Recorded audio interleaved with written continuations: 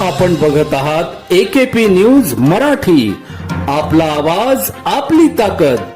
Subscribe करा, share करा, like करा. AKP news Marathi. Nashik road police station हद्दीत विधानसभा निवडणूक 2024 अनुषंगाने दिनांक 17 नोव्हेंबर रोजी सायंकाळी 5 ते रात्री 8:30 वाजेच्या दरम्यान नाशिक रोड पोलीस स्टेशन व SSB पथक असा संयुक्त रूट मार्च घेण्यात आला. सदर रूट मार्च हा सिन्नर फाटा पोलीस चौकी हद्दीतील सिन्नर फाटा, Vishnunagar, Samangaon road, Ashwini colony, MHADA colony व आजूबाजूचा स्लम परिसर असा घेण्यात आला. रूट मार्च दरम्यान एरिया डॉमिनेशन्स करून संशयित वाहनांची तपासणी करण्यात आली.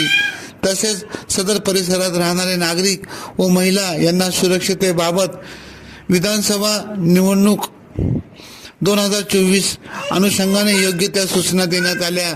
सदर रूट मार्च करिता नाशिक रोड पोलीस स्टेशन कडील 1 अधिकारी, 5 अंमलदार व SSB पथकाचे 1 अधिकारी, 18 अंमलदार उपस्थित होते.